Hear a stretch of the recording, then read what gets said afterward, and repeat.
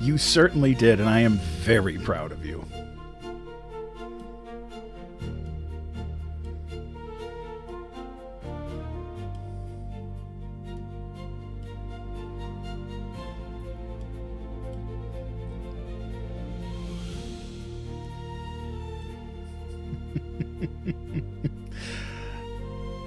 To answer your question, Crazy Mama, yes, I am.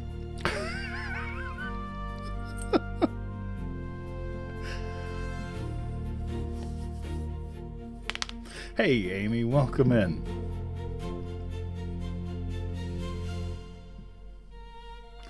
Well, I hope everybody is having a very, very lovely Mother's Day. This might be a quiet night because of that, but that's okay. Hey, TJ, how are you? Welcome in. Hey, Joe.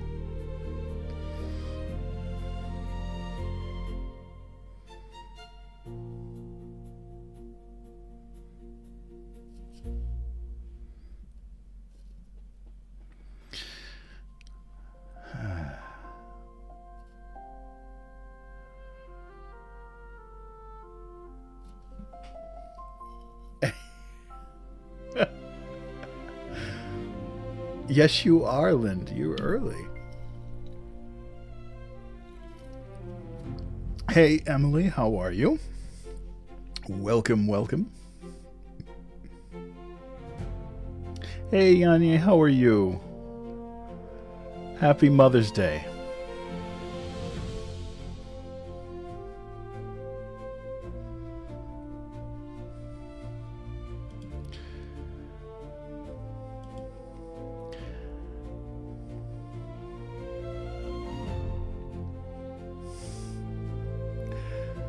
I'm glad you wouldn't miss it. Hey, Songbird, how are you? Well,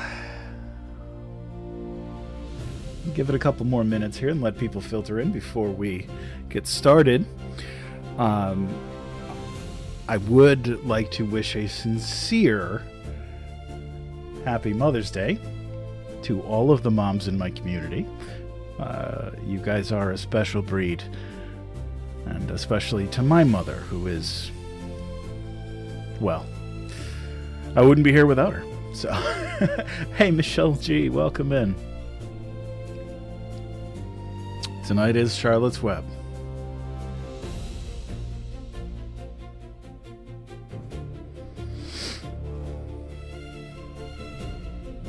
Hey, Lynn, welcome in.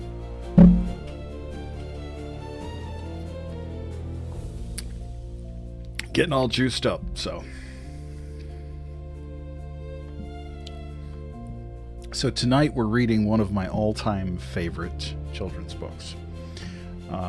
It has been a favorite since I saw the movie when I was a kid, and the movie is, I still watch it probably about once a year. I think it's just a beautiful piece of cinema, and it's really a beautiful allegory for growing up and just, again, all of that kindness stuff that I talk about.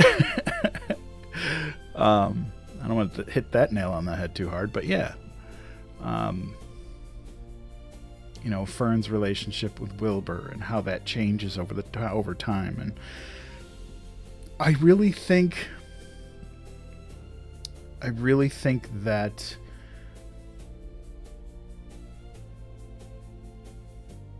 Charlotte is that ideal. I think it's actually very fitting that, hey, Katie, it's very fitting that we're starting Charlotte's Web on Mother's Day, because Charlotte she sort of like represents that mother figure we all should have in our lives. So, hey, Seki girl over on YouTube, how are you?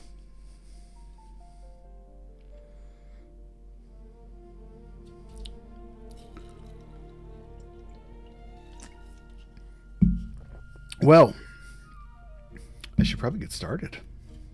What do we think?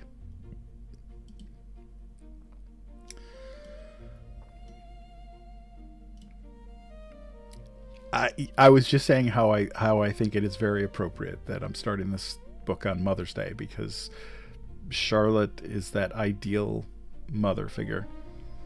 Hey Eddie, welcome in. How you doing, brother? All right.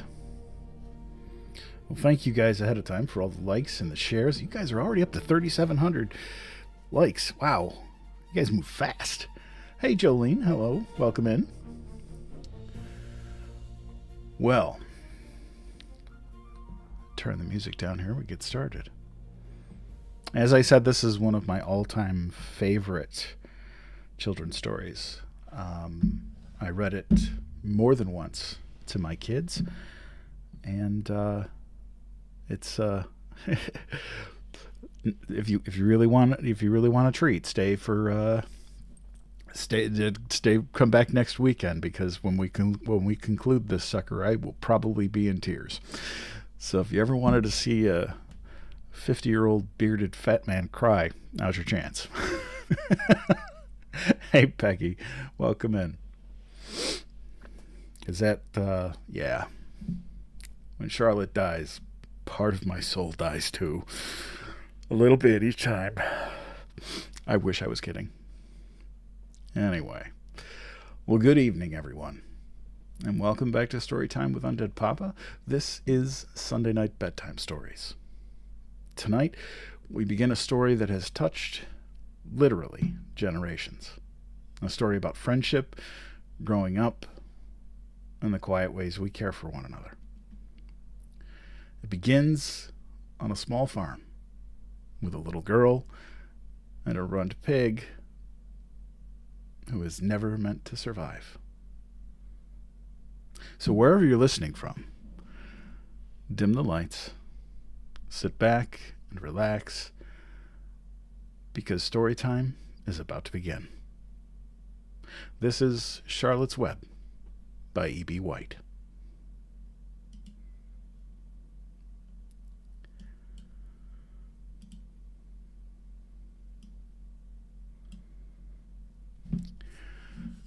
Chapter 1.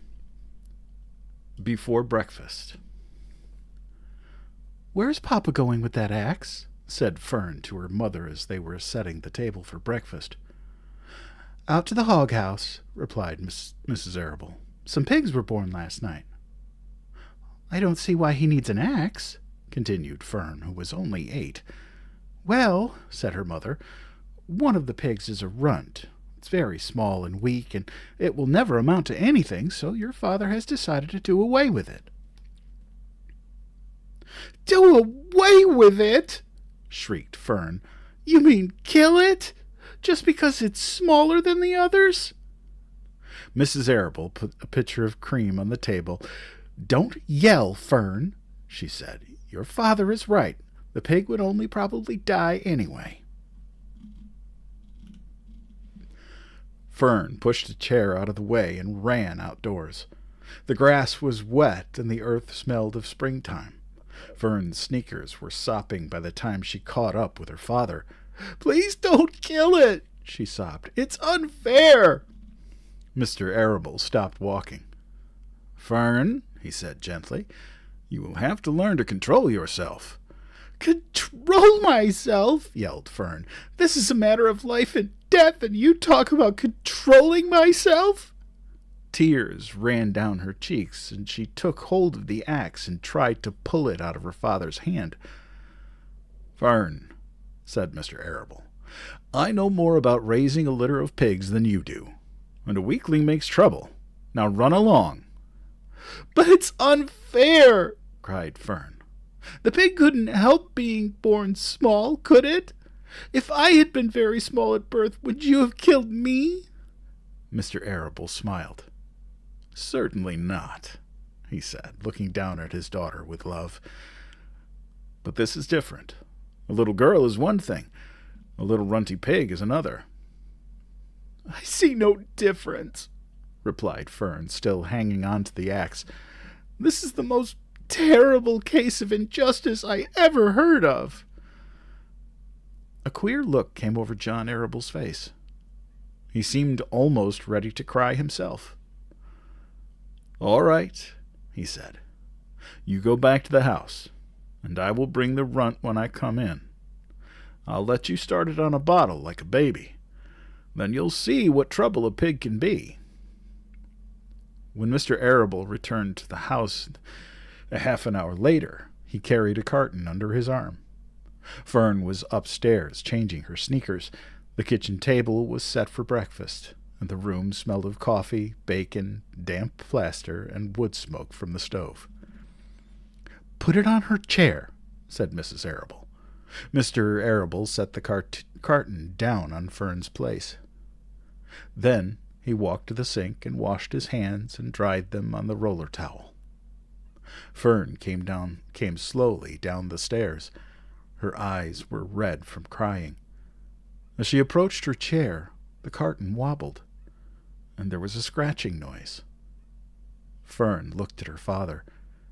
Then she lifted the lid of the carton.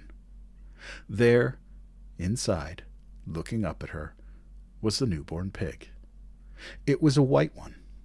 The morning light shone through its ears, turning them pink. "He's yours," said Mr. Arable, "saved from an untimely death. And may the good Lord forgive me for this foolishness."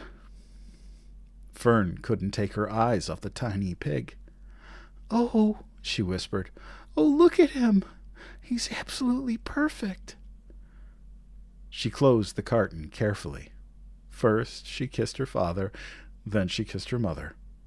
Then she opened the lid again, lifted the pig out, and held it against her cheek. At this moment her brother Avery came into the room. Avery was 10. He was heavily armed, an air rifle in one hand and a wooden dagger in the other. "What's that?" he demanded. "What's Fern got?"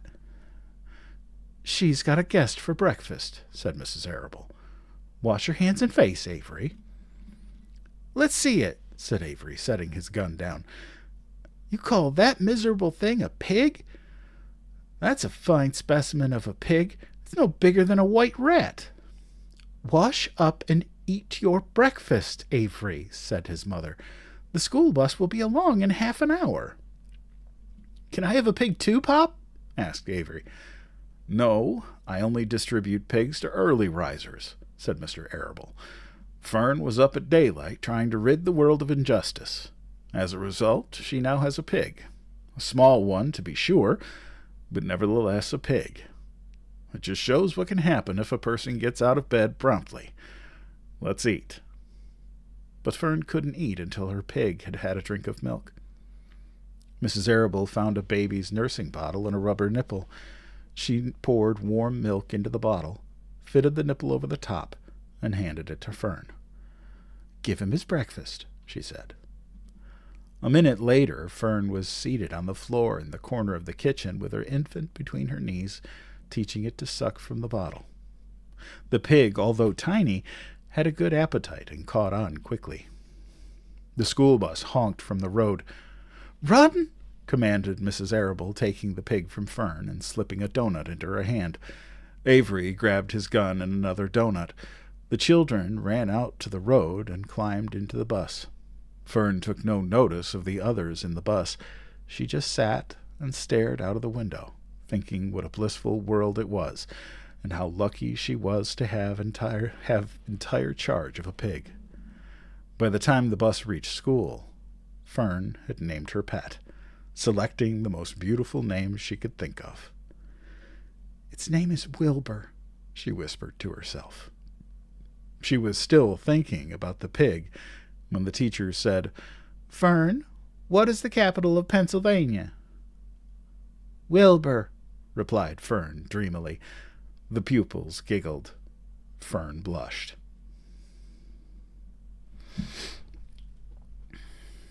Wow. I love this book. I really do.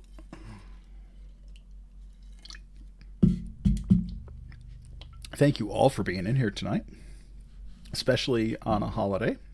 And again, happy Mother's Day to all the moms that are currently in chat.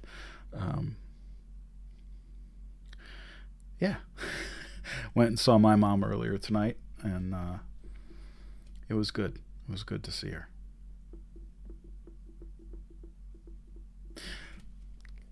Lost in thought there for a second. She's going to be 78 this year. Yeah.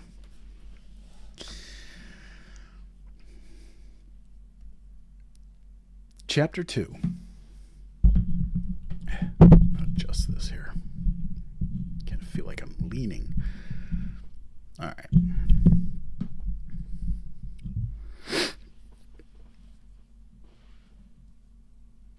She's had a life, that's for sure. But she is probably the toughest person I know. Chapter 2. Wilbur. Fern loved Wilbur more than anything. She loved to stroke him, to feed him, to put him to bed. Every morning, as soon as she got up, she warmed his milk, tied his bib on, and held the bottle for him. Every afternoon, when the school bus had stopped in front of her house, she jumped out and ran to the kitchen to fix another bottle for him. She fed him again at supper time, and again just before going to bed. Mrs. Arable gave him a feeding around noontime each day when Fern was away at school. Wilbur loved his milk, and he was never happier than when Fern was warming up a bottle for him. He would stand up and gaze at her with adoring eyes. For the first few days of his life, Wilbur was allowed to live in a box near the stove in the kitchen. Then, when Mrs. Arable complained, he was moved to a bigger box in the woodshed. At 2 weeks of age, he was moved outdoors. It was apple blossom time, and the days were getting warmer. Mr. Arable fixed a small yard specially for Wilbur under an apple tree, and gave him a large wooden box full of straw with a doorway cut in it, so he could walk in and out as he pleased. "Won't he be cold at night?" asked Fern. "No," said her father. "You watch and see what he does." Carrying a bottle of milk, Fern sat down under the apple tree inside the yard. Wilbur ran to her, and she held the bottle for him while he sucked. When he had finished the last drop, he grunted and walked sleepily into the box. Fern peered through the door. Wilbur was poking the straw with his snout. In a short time he had dug a tunnel in the straw. He crawled into the tunnel and disappeared from sight, completely covered with straw. Fern was enchanted. It relieved her mind to know that her baby would sleep covered up and would stay warm. Every morning after breakfast, Wilbur walked out to the road with Fern and waited with her till the bus came. She would wave goodbye to him, and he would stand and watch the bus until it vanished around the turn. While Fern was in school, Wilbur was shut up inside his yard. But as soon as she got home in the afternoon, she would take him out, and he would follow her around the place. If she went into the house, Wilbur went too. If she went upstairs, Wilbur would wait at the bottom of the step until she came down again. If she took her doll for a walk in the doll carriage, Wilbur followed along. Sometimes on those journeys, Wilbur would get tired, and Fern would pick him up and put him in the carriage alongside the doll. He liked this, and if he was very tired, he would close his eyes and go to sleep under the doll's blanket. He looked cute when his eyes were closed, because his lashes were so long. The doll would close her eyes, too, and Fern would wheel the carriage very slowly and smoothly so as not to wake her infants. One warm afternoon, Fern and Avery put on bathing suits and went down to the brook for a swim. Wilbur tagged along at Fern's heels. When she waded into the brook, Wilbur waded in with her. He found the water quite cold, too cold for his liking, so while the children swam and played and splashed water at each other, Wilbur amused himself in the mud along the edge of the brook, where it was warm and moist and delightfully sticky and oozy. Every day was a happy day, and every night was peaceful. Wilbur was what the farmers call a spring pig. which simply means that he was born in springtime. When he was 5 weeks old, Mr. Arable said he was now big enough to sell and would have to be sold. Fern broke down and wept, but her father was firm about it. Wilbur's appetite had increased, and he was beginning to eat scraps of food in addition to milk. Mr. Arable was not willing to provide for him any longer. He had already sold Wilbur's 10 brothers and sisters. "He's got to go, Fern," he said. "You've had your fun raising a baby pig, but Wilbur is not a baby any longer, and he has got to be sold." "Call up the Zuckermans," suggested Mrs. Arable to Fern. "Your Uncle Homer sometimes raises a pig, and if Wilbur goes there to live, you can walk down the road and visit him as often as you like." "How much money should I ask for him?" Fern wanted to know. "Well," said her father, "he's a runt. Tell your Uncle Homer you've got a pig you'll sell for $6, and see what he says." It was soon arranged. Fern phoned and got her Aunt Edith, and her Aunt Edith hollered for Uncle Homer, and Uncle Homer came in from the barn and talked to Fern. When he heard that the price was only $6, he said he would buy the pig. Next day, Wilbur was taken from his home under the apple tree and went to live in a manure pile in the cellar of Zuckerman's barn.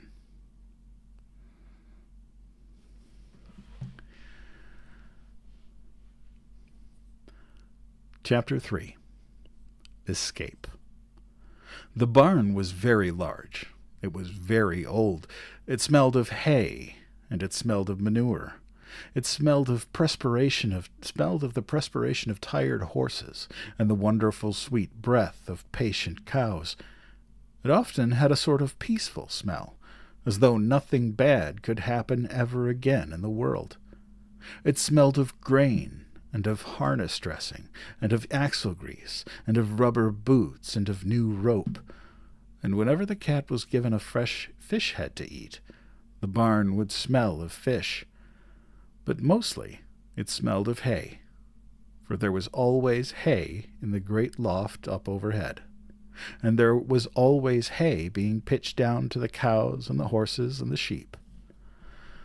The barn was pleasantly warm in the winter when the animals spent most of their time indoors, and it was pleasantly cool in the summer when the big doors stood wide open to the breeze. The barn had stalls on the main floor, for the work horses, tie-ups on the main floor, for the cows, a sheepfold down below for the sheep, a pig pen down below for Wilbur. And it was full of all sorts of things that you find in barns. Ladders, grindstones, pitchforks, monkey wrenches, scythes, lawnmowers, snow shovels, axe handles, milk pails, water buckets, empty grain sacks, and rusty rat traps. It was the kind of barn that swallows like to build their nests in. It was the kind of barn that children like to play in, and the whole thing was owned by Fern's uncle, Mr. Homer L. Zuckerman. Wilbur's new home was in the lower part of the barn, directly beneath the cows. Mr. Zuckerman knew that a manure pile is a good place to keep a young pig. Pigs need warmth, and it was warm and comfortable down there in the barn cellar on the south side. Fern came almost every day to visit. She found an old milking stool that had been discarded, and she placed the stool in the sheepfold next to Wilbur's pen. Here she sat quietly during the long afternoons, thinking and listening and watching Wilbur. The sheep soon got to know her and trust her. So did the geese who lived with the sheep. All the animals trusted her. She was so quiet and friendly. Mr. Zuckerman did not allow her to take Wilbur out, and he did not allow her to get into the pig pen. But he told Fern that she could sit on the stool and watch Wilbur as long as she wanted to. It made her happy just to be near the pig, and it made Wilbur happy to know that she was sitting there, right outside his pen. But he never had any fun. No walks, no rides, no swims. One afternoon in June, when Wilbur was almost 2 months old, he wandered out into his small yard outside the barn. Fern had not arrived for her usual visit. Wilbur stood in the sun, feeling lonely and bored. "There's never anything to do around here," he thought. He walked slowly to his food trough and sniffed to see if anything had been overlooked at lunch. He found a small strip of potato skin and ate it. His back itched, so he leaned against the fence and rubbed against the boards. When he tired of this, he walked indoors, climbed to the top of the manure pile, and sat down. He didn't feel like going to sleep. He didn't feel like digging. He was tired of standing still, tired of lying down. "I'm less than 2 months old, and I'm tired of living," he said. He walked out to the yard again. "When I'm out here," he said, "there's no place to go but in. When I'm indoors, there's no place to go but out in the yard."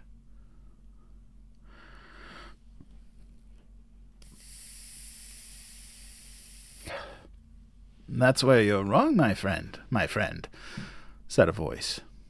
Wilbur looked through the fence and saw the goose standing there. "You don't have to stay in that dirty little yard, said the goose, who talked rather fast. "One of the boards is loose. Push on it, push on it, and come out." "What?" said Wilbur. "Say it slower." At the risk of repeating myself, said the goose, "I suggest that you come on out. It's wonderful out here." "Did you say a board was loose?" That I did, said the goose. Wilbur walked up to the fence and saw that the goose was right. One board was loose. He put his head down, shut his eyes, and pushed. The board gave way. In a minute he had squeezed through the fence and was standing in the low grass outside his yard. The goose chuckled. "How does it feel to be free? "I like it," said Wilbur. "That is, I guess I like it." Actually, Wilbur felt queer to be outside his fence, and nothing between him and the big world. "Where do you think I'd better go?" Anywhere you like, said the goose. "Go down through the orchard, root up the sod, go down through the garden, dig up the radishes, root up everything, eat grass, look for corn, look for oats, run all over, skip and dance, jump and prance, go down through the orchard and stroll in the woods. The world is a wonderful place when you're young." "I can see that," replied Wilbur. He gave a jump in the air, twirled, ran a few steps, stopped, looked all around, sniffed the smells of the afternoon, and then set off walking down through the orchard. Pausing in the shade of an apple tree, he put his strong snout into the ground and began pushing, digging, and rooting. He felt very happy. He had plowed up quite a piece of ground before anyone noticed him. Mrs. Zuckerman was the first to see him. She saw him from the kitchen window, and she immediately shouted for the men. "Homer!" she cried. "Pigs out! Lurvy! Pigs out! Homer! Lurvy! Pigs out! He's down there under the apple trees." "Now the trouble starts," thought Wilbur. "Now I'll catch it." The goose heard the racket, and she started, hollering, "Run, run, run, down the hill, make for the woods, she shouted to Wilbur. "They'll never, never, never catch you in the woods." The Cocker Spaniel heard the commotion, and he ran out from the barn to join the chase. Mrs. Zuckerman heard, and Mr. Zuckerman heard, and he came out of the machine shed where he was mending a tool. Lurvy, the hired man, heard the noise and came up from the asparagus patch where he was pulling weeds. Everybody walked toward Wilbur, and Wilbur didn't know what to do. The woods seemed a long way off, and anyway, he had never been down there in the woods and wasn't sure he would like it. "Get around behind him, Lurvy," said Mr. Zuckerman, "and drive him toward the barn. And take it easy, don't rush him. I'll go and get a bucket of slops, food for pigs." The news of Wilbur's escape spread rapidly among the animals on the place. Whenever any creature broke loose on Zuckerman's farm, the event was of great interest to the others. The goose shouted to the nearest cow that Wilbur was free, and soon all the cows knew. Then one of the cows told one of the sheep, and soon all of the sheep knew. The lambs learned about it from their mothers. The horses in their stalls in the barn pricked up their ears when they heard the goose hollering, and soon the horses had caught on to what was happening. "Wilbur's out," they said. Every animal stirred and lifted its head and became excited to know that one of his friends had got free and was no longer penned up or tied fast. Wilbur didn't know what to do or which way to run. It seemed as though everybody was after him. "If this is what it's like to be free," he thought, "I believe I'd rather be penned up in my own yard." The Cocker Spaniel was sneaking up on him from one side. Lurvy, the hired man, was sneaking up on him from the other side. Mrs. Zuckerman stood ready to head him off if he started for the garden, and now Mr. Zuckerman was coming down toward him carrying a pail. "This is really awful," thought Wilbur. "Why doesn't Fern come?" And he began to cry. The goose took command and began to give orders. "Don't just stand there, Wilbur. Dodge out, dodge about," cried the goose. "Skip around, run toward me, slip in and out, in and out, in and out. Make for the woods, twist and turn." The Cocker Spaniel sprang for Wilbur's hind leg. Wilbur jumped and ran. Lurvy reached out and grabbed. Mrs. Zuckerman screamed at Lurvy. The goose cheered for Wilbur. Wilbur dodged between Lurvy's legs. Lurvy missed Wilbur and grabbed the spaniel instead. Nicely done, cried the goose. Try it again. Run downhill, suggested the cows. Run toward me, yelled the gander. Run uphill, cried the sheep. Turn and twist, honked the goose. Jump and dance, said the rooster. Look out for Lurvy, called the cows. Look out for Zuckerman, yelled the gander. Watch out for the dog, cried the sheep. Listen to me, screamed the goose. Poor Wilbur was dazed and frightened by this hullabaloo. He didn't like being the center of all this fuss. He tried to follow the instructions his friends were giving him, but he couldn't run downhill and uphill at the same time, and he couldn't turn and twist when he was jumping and dancing, and he was crying so hard he could barely see anything that was happening. After all, Wilbur was a very young pig, not much more than a baby, really. He wished Fern were there to take him in her arms and comfort him. When he looked up and saw Mr. Zuckerman standing quite close to him holding a pail of warm slops, he felt relieved. He lifted his nose and sniffed. The smell was delicious. Warm milk, potato skins, wheat middlings, Kellogg's corn flakes, and a popover left from Zuckerman's breakfast. Come, pig, said Zuckerman, tapping the pail. Come, pig. Wilbur took a step toward the pail. No, said the goose. It's the old pail trick, Wilbur. Don't fall for it. He's trying to lure you back into captivity. He's appealing to your stomach. Wilbur didn't care. The food smelled appetizing. He took another step toward the pail. Pig, said Mr. Zuckerman in a kind voice, and began walking slowly toward the barn, looking all about him innocently, as if he didn't know what a little white pig was following along behind him. You'll be sorry, called the goose. Wilbur didn't care. Wilbur kept walking toward the pail of slops. You'll miss your freedom, honked the goose. An hour of freedom is worth a barrel of slops. Wilbur didn't care. When Mr. Zuckerman reached the pig pen, he climbed over the fence and poured the slops into the trough.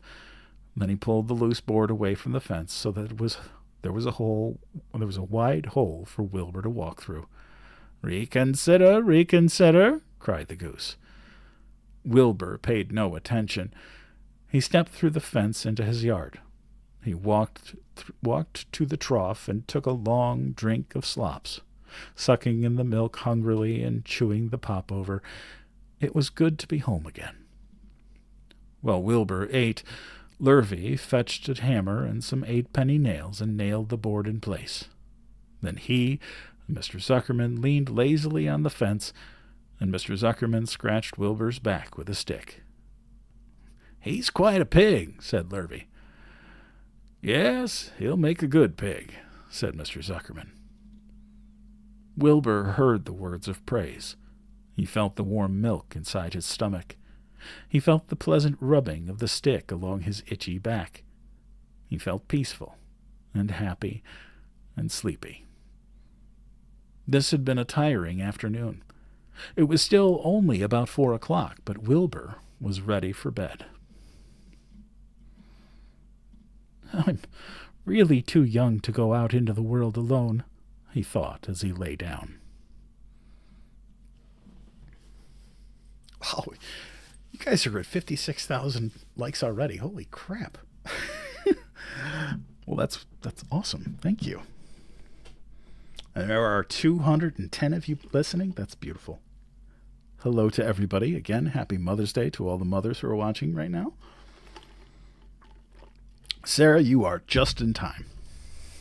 I am so glad you're here. Sincerely. Hey, Shelley, how are you? Chapter 4. Loneliness. The next day was rainy and dark. Rain fell on the roof of the barn and dripped steadily from the eaves. Rain fell in the barnyard and ran in crooked courses down the lane, down into the lane where thistles and pigweed grew. Excuse me. Rain spattered against Mrs. Zuckerman's kitchen windows and came gushing out of the downspouts. Rain fell on the backs of the sheep as they grazed in the meadow. When the sheep tired of standing in the rain, they walked slowly up the lane and into the fold. Rain upset Wilbur's plans. Wilbur had planned to go out this day and dig a new hole in his yard. He had other plans, too. His plans for the day went something like this. Breakfast at 6:30, skim milk, crust middlings, bits of donuts, wheat cakes with drops of maple syrup sticking to them, potato skins, leftover custard pudding with raisins, and bits of shredded wheat. Breakfast would be finished at 7. From 7 to 8, Wilbur planned to have a talk with Templeton, the rat that lived under his trough. Talking with Templeton was not the most interesting occupation in the world, but it was better than nothing. From 8 to 9, Wilbur planned to take a nap outdoors in the sun. From 9 to 11, he planned to dig a hole or trench and possibly find something good to eat buried in the dirt. From 11 to 12, he planned to stand still and watch flies on the boards, watch bees in the clover, and watch swallows in the air. 12 o'clock, lunchtime, middlings, warm water, apple parings, meat gravy, carrot scrapings, meat scraps, stale hominy, and the wrapper off a package of cheese. Lunch would be over at 1. From 1 to 2, Wilbur planned to sleep. From 2 to 3, he planned to scratch itchy places by rubbing against the fence. From 3 to 4, he planned to stand perfectly still and think of what it was like to be alive and wait for Fern. At 4 would come supper. Skim milk, provender, leftover sandwich from Lurvy's lunchbox, prune skins, a morsel of this, a bit of that, fried potatoes, marmalade drippings, and a little more of this, a little more of that, a piece of baked apple, a scrap of upside-down cake. Wilbur had gone to sleep thinking about these plans. He awoke at 6 and saw the rain, and it seemed as though he couldn't bear it. "I get everything all beautifully planned out, and it has to go and rain," he said. For a while he stood gloomily indoors. Then he walked to the door and looked out. Drops of rain struck his face. His yard was cold and wet. His trough had an inch of rainwater in it. Templeton was nowhere to be seen. "Are you out there, Templeton?" called Wilbur. There was no answer. Suddenly, Wilbur felt lonely and friendless. "One day just like another," he groaned. "I'm very young. I have no real friend here in the barn. It's going to rain all morning and all afternoon, and Fern won't come in such bad weather. Oh, honestly." And Wilbur was crying again, for the second time in 2 days. At 6:30, Wilbur heard the banging of a pail. Lurvy was standing outside in the rain, stirring up breakfast. "Come on, pig," said Lurvy. Wilbur did not budge. Lurvy dumped the slops, scrapped the pail, and walked away. He noticed that something was wrong with the pig. Wilbur didn't want food. He wanted love. He wanted a friend, someone who would play with him. He mentioned this to the goose, who was sitting quietly in the corner of the sheep field. "Will you come over and play with me?" he asked. "Sorry, sonny, sorry," said the goose. "I'm sitting on my eggs. 8 of them. Got to keep them toasty, toasty. I have to stay right here. I'm no flippity-ibbity-gibbet. I do not play when there are eggs to hatch. I'm expecting goslings." "Well, I didn't think you were expecting woodpeckers," said Wilbur bitterly. Wilbur next tried one of the lambs. "Will you please play with me?" he asked. "Certainly not," said the lamb. "In the first place, I can't get into your pen, as I am not old enough to jump over the fence. In the second place, I am not interested in pigs. Pigs mean less than nothing to me." "What do you mean less than nothing?" replied Wilbur. "I don't think there is any such thing as less than nothing. Nothing is absolutely the limit of nothingness. It is the lowest you can go. It's the end of the line. How can something be less than nothing? If there were something that was less than nothing, then nothing would not be nothing. It would be something, even though it's just a very little bit of something. If nothing is nothing, then nothing has nothing that is less than it is." "Oh, be quiet," said the lamb. "Go play by yourself. I don't play with pigs." Sadly, Wilbur lay down and listened to the rain. Soon he saw the rat climbing down a slanting board that he used as a stairway. "Will you play with me, Templeton?" asked Wilbur. "Play?" said Templeton, twirling his whiskers. "Play? I hardly know the meaning of the word." "Well," said Wilbur, "it means to have fun, to frolic, to run and skip and make merry." "I never do those things if I can avoid them," replied the rat sourly. "I prefer to spend my time eating, gnawing, spying, and hiding. I am a glutton, but not a merrymaker. Right now I am on my way to your trough to eat your breakfast, since you haven't got sense enough to eat it yourself." And Templeton, the rat, crept stealthily along the wall and disappeared into a private tunnel that he had dug between the door and the trough in Wilbur's yard. Templeton was a crafty rat, and he had things pretty much his own way. The tunnel was an example of his skill and cunning.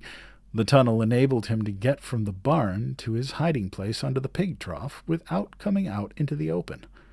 He had tunnels and runways all over Mr. Zuckerman's farm, and could get from one place to another without being seen. Usually he slept during the daytime and was abroad only after dark. Wilbur watched him disappear into his tunnel. In a moment he saw the rat's sharp nose poke out from underneath the wooden trough. Cautiously, Templeton pulled himself up over the edge of the trough. This was almost more than Wilbur could stand. On this dreary, rainy day, to see his breakfast being eaten by somebody else. He knew Templeton was getting soaked out there in the pouring rain, but even that didn't comfort him. Friendless, dejected, and hungry, he threw himself down in the manure and sobbed. Late that afternoon, Lurvy went to Mr. Zuckerman. "I think there's something wrong with that pig of yours. He hasn't touched his food."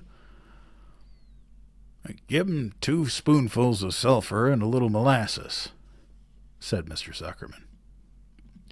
Wilbur couldn't believe what was happening to him when Lurvy caught him and forced the medicine down his throat.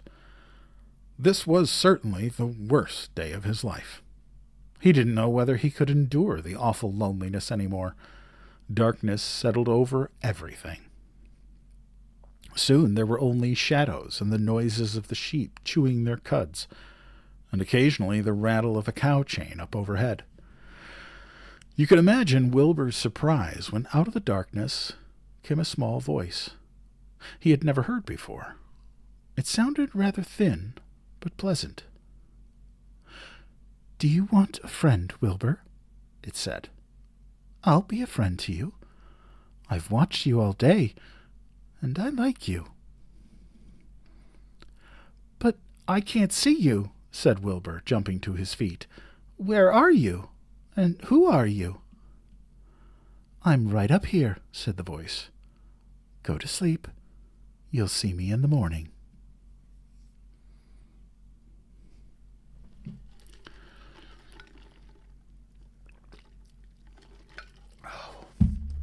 Wow, 78,000 likes. Wow, you guys are crazy. I love it.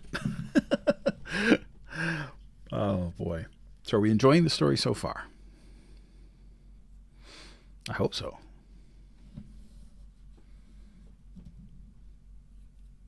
Awesome. Awesome.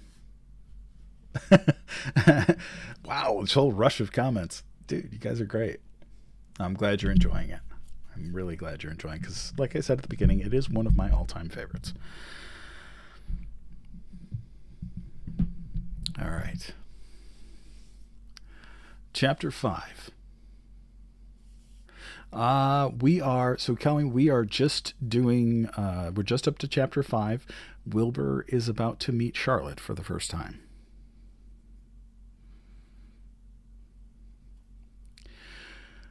Chapter 5. Charlotte. The night seemed long. Wilbur's stomach was empty and his mind was full. And when your stomach is empty and your mind is full, it's always hard to sleep. A dozen times during the night, Wilbur awoke and stared into the blackness, listening to the sounds and trying to figure out what time it was. A barn is never perfectly quiet. Even at midnight, there's usually something stirring. The first time he woke, he heard Templeton gnawing a hole in the grain bin. Templeton's teeth scraped loudly against the wood and made quite a racket. "That crazy rat," thought Wilbur. "Why does he have to stay up all night grinding his clashers and destroying people's property? Why can't he go to sleep like any decent animal?" The second time Wilbur woke, he heard the goose turning on her nest and chuckling to herself. "What time is it?" whispered Wilbur to the goose. "Probably about 11:30, said the goose. "Why aren't you asleep, Wilbur?" "Too many things on my mind," said Wilbur. "Well," said the goose, "that's not my trouble. I have nothing at all on my mind, but I've too many things under my behind. Have you ever tried to sleep while sitting on 8 eggs?" "No," replied Wilbur. "I suppose it is uncomfortable. How long does it take a goose egg to hatch?" Approximately 30 days, all told," answered the goose. "But I cheat a little. On warm afternoons I just pull a little straw over the eggs and go out for a walk." Wilbur yawned and went back to sleep. In his dreams he heard again the voice saying, "I'll be a friend to you. Go to sleep. You'll see me in the morning." About half an hour before dawn, Wilbur woke and listened. The barn was still dark. The sheep lay motionless. Even the goose was quiet. Overhead on the main floor, nothing stirred. The cows were resting. The horses dozed. Templeton had quit work and gone off somewhere on an errand. The only sound was a slight scraping noise from the rooftop, where the weather vane swung back and forth. Wilbur loved the barn when it was like this calm and quiet, waiting for light. "Day is almost here," he thought. Through a small window a faint gleam appeared. One by one the stars went out. Wilbur could see the goose a few feet away. She sat with head tucked under a wing. Then he could see the sheep and the lambs. The sky lighted. "Oh, beautiful day! It is here at last. Today I shall find my friend." Wilbur looked everywhere. He searched his pen thoroughly. He examined the window ledge, stared up at the ceiling, but he saw nothing new. Finally, he decided he would have to speak up. He hated to break the lovely stillness of day by using his voice, but he couldn't think of any other way to locate the mysterious new friend who was nowhere to be seen. So Wilbur cleared his throat. "Attention, please," he said in a loud, firm voice. "Will the party who addressed me at bedtime last night kindly make himself or herself known by giving an appropriate sign or signal?" Wilbur paused and listened. All the other animals lifted their heads and stared at him. Wilbur blushed, but he was determined to get in touch with his unknown friend. "Attention, please," he said. "I will repeat the message. Will the party who addressed me at bedtime last night kindly speak up? Please tell me where you are, if you are my friend." The sheep looked at each other in disgust. "Stop your nonsense, Wilbur," said the oldest sheep.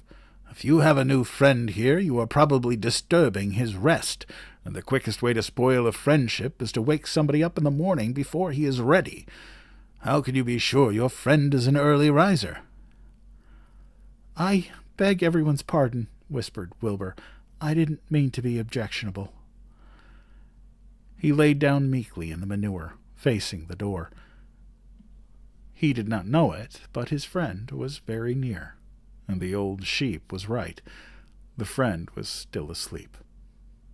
Soon Lurvy appeared with slops for breakfast.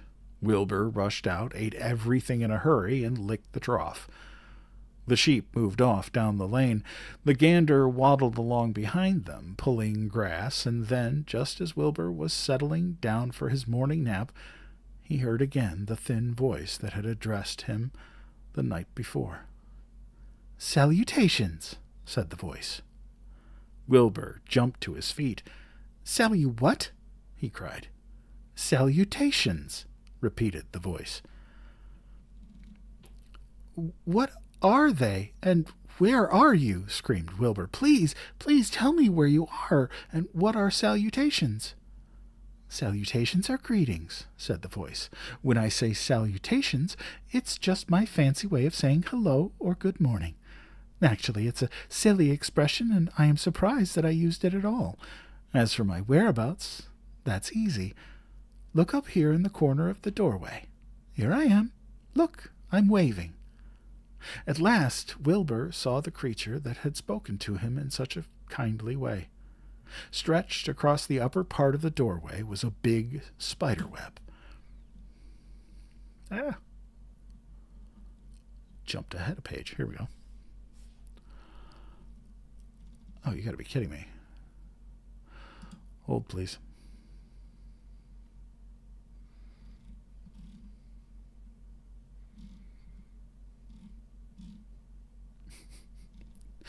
That stupid thing jumped ahead like 3 pages. Now I gotta scroll back. There we go. At last Wilbur saw the creature that had spoken to him in such a kindly way. Stretched across the upper part of the doorway was a big spider web, and hanging from the top of the web, head down, was a large gray spider. She was about the size of a gumdrop. She had 8 legs, and she was waving one of them at Wilbur in friendly greeting. "See me now?" she asked. "Oh, yes, indeed," said Wilbur. "Yes, indeed. How are you? Good morning. Salutations. Very pleased to meet you. What is your name, please? May I have your name?" "My name," said the spider, "is Charlotte." "Charlotte what?" asked Wilbur eagerly. "Charlotte A. Cavatica." but just call me Charlotte." "I think you're beautiful," said Wilbur. "Well, I am pretty," replied Charlotte. "There's no denying that. Almost all spiders are rather nice-looking. I'm not as flashy as some, but I'll do. I wish I could see you, Wilbur, as clearly as you can see me." "Why can't you?" asked the pig. "I'm right here." "Yes, but I'm nearsighted," replied Charlotte. "I have always been dreadfully nearsighted. It's good in some ways, not so good in others. Watch me wrap up this fly." A fly that had been crawling along Wilbur's trough had flown up and blundered into the lower part of Charlotte's web, and was tangled in the sticky threads. The fly was beating its wings furiously, trying to break loose and free itself. "First," said Charlotte, "I dive at him." She plunged head-first toward the fly, as she dropped a tiny silken thread unwound from her rear end. "Next, I wrap him up." She grabbed the fly, threw a few jets of silk around it, and rolled it over and over, wrapping it so that it couldn't move. Wilbur watched in horror. He could hardly believe what he was seeing, and although he detested flies, he was sorry for this one. "There, now I knock him out, so he'll be more comfortable." She bit the fly. "He can't feel a thing now," she remarked. "He'll make a perfect breakfast for me." "You mean you eat flies?" "Certainly. Flies, bugs, grasshoppers, choice beetles, moths, butterflies, tasty cockroaches, gnats, midges, daddy-long-legs, centipedes, mosquitoes, crickets, anything that is careless enough to get caught in my web. I have to live, don't I?" "Why, yes, of course," said Wilbur. "Do they taste good?"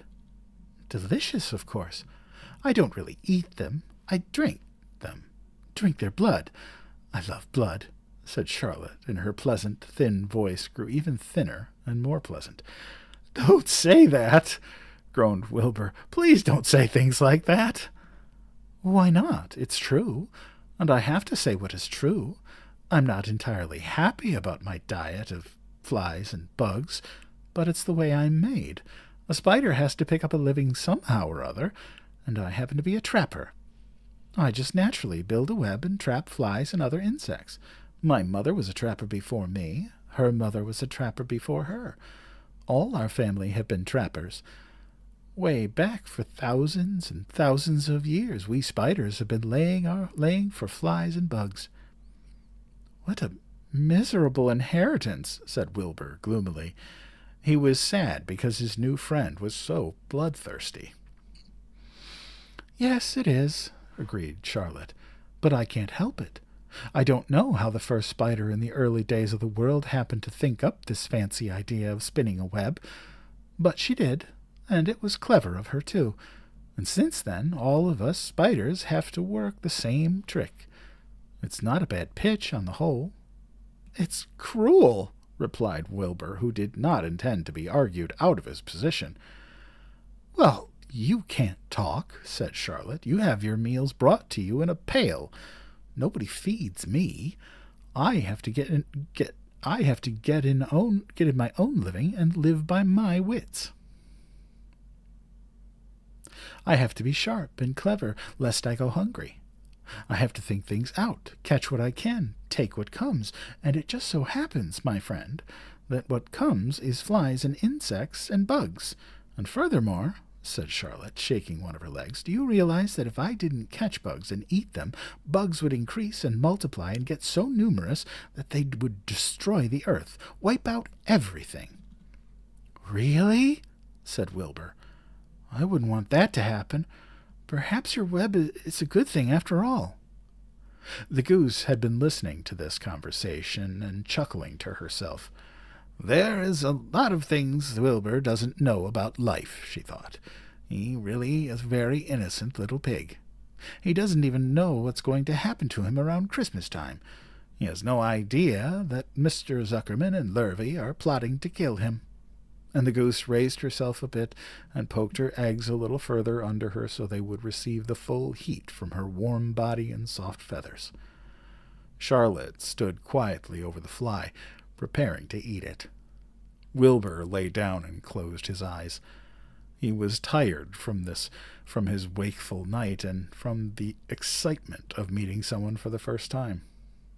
A breeze brought him the smell of clover, the sweet-smelling world beyond his fence. Well, he thought, I've got a new friend, all right. But what a gamble friendship is. Charlotte is fierce. Brutal, scheming, bloodthirsty, everything I don't like. How can I learn to like her, even though she is pretty and, of course, clever? Wilbur was merely suffering the doubts and fears that often go with finding a new friend. In good time he was to discover that he was mistaken about Charlotte. Underneath her rather bold and cruel exterior, she had a kind heart, and she was to prove loyal and true to the very end.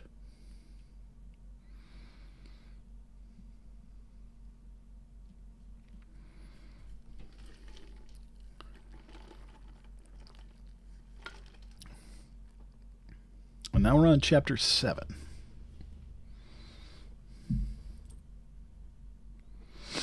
We just finished chapter 6. Chapter 7.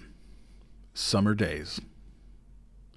The early summer days on a farm are the happiest and fairest days of the year. Lilacs bloom and make the air sweet, and then fade. Apple blossoms come with the lilacs, and the bees visit around among the apple trees.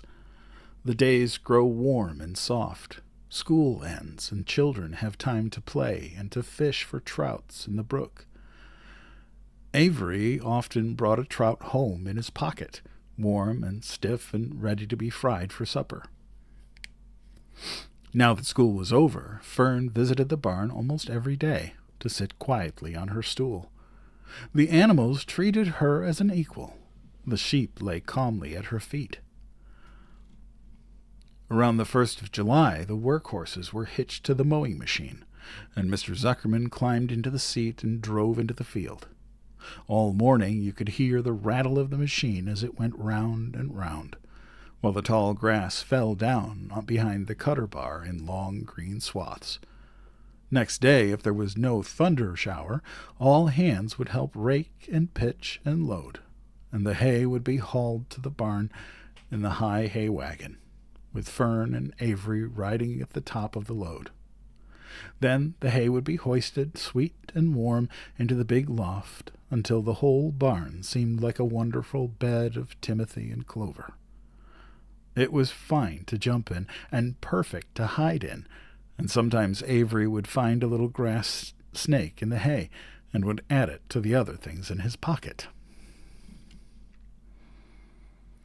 Early summer days are a jubilee, time for birds. In the fields around the house, in the barn, in the woods, in the swamp, everywhere, love and songs and nests and eggs. From the edge of the woods, the white-throated sparrow, which must come all the way from Boston, calls, "Oh, Peabody, Peabody, Peabody."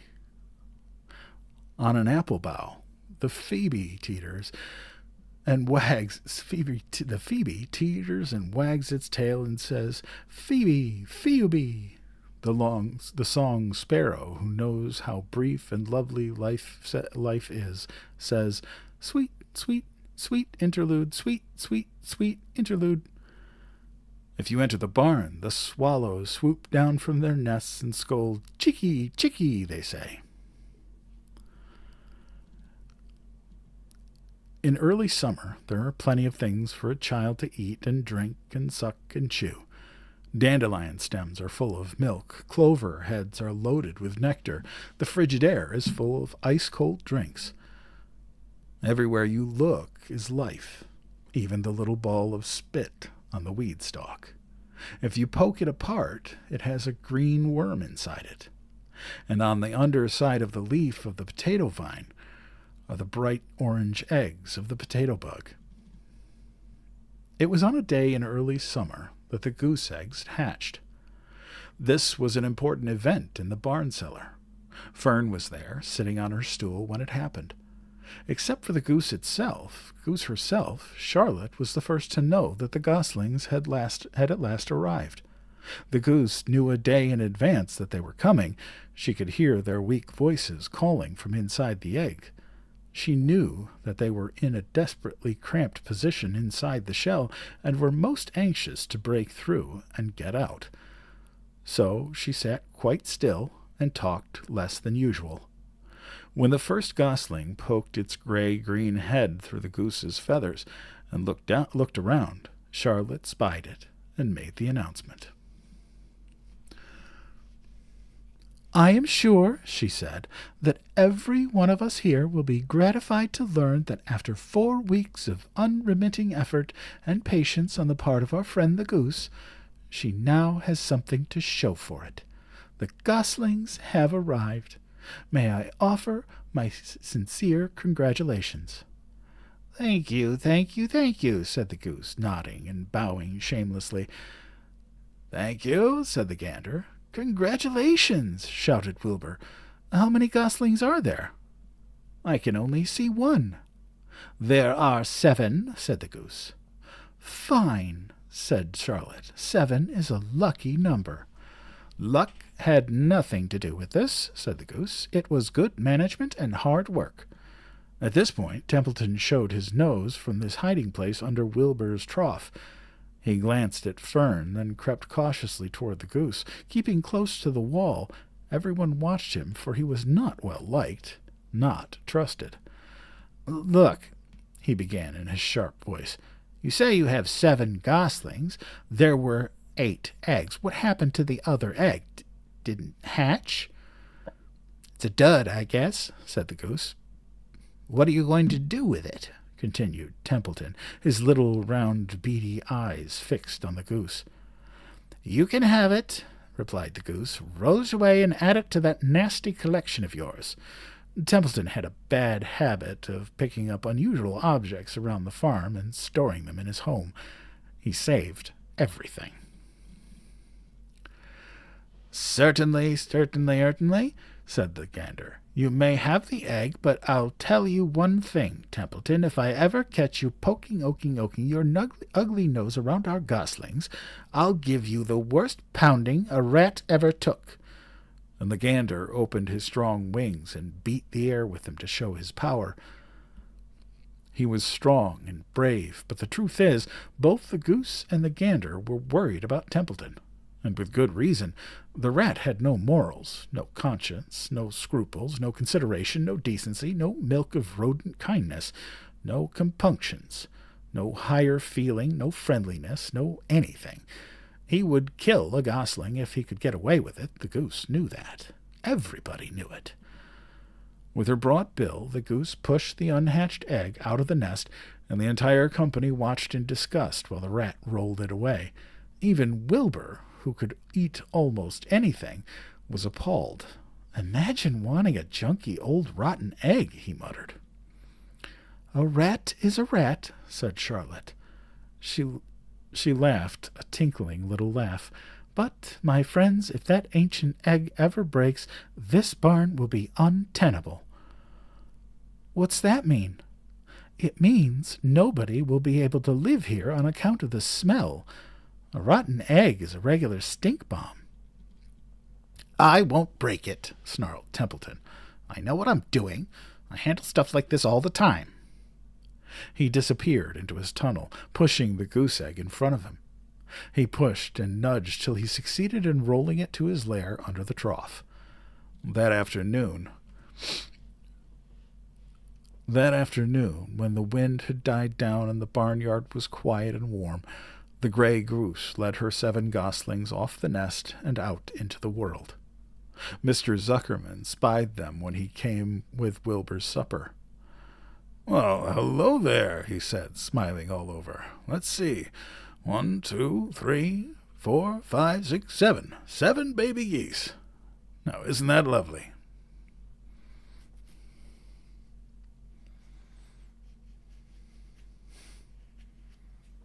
Wow. There's 372 of you in here. Welcome to all of you. I appreciate 296 new followers. Well, geez. I feel like I'm underdressed for the occasion. Thank you, Jojo. I appreciate you.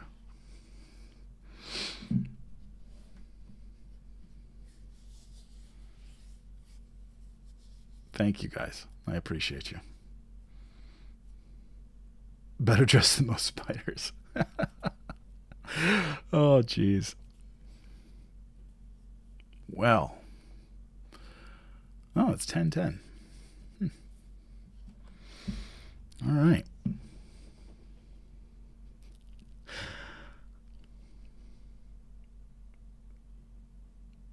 Well, I appreciate you guys too. My bouffant is lovely.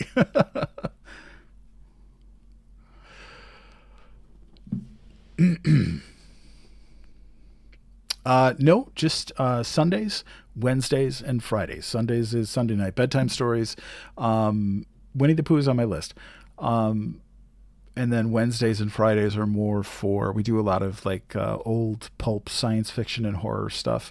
I've done some Stephen King, some Richard Matheson, Isaac Asimov, so cool stuff. But last week we did a special 3-night event where we did, over the course of Sunday, Wednesday, and Friday, we read The Wonderful Wizard of Oz. It was honestly, and everybody that was here can tell you that it was honestly just a beautiful 3 nights. We had a lot of fun. It wasn't as big as I was kind of hoping it would be, but we still had a lot of fun.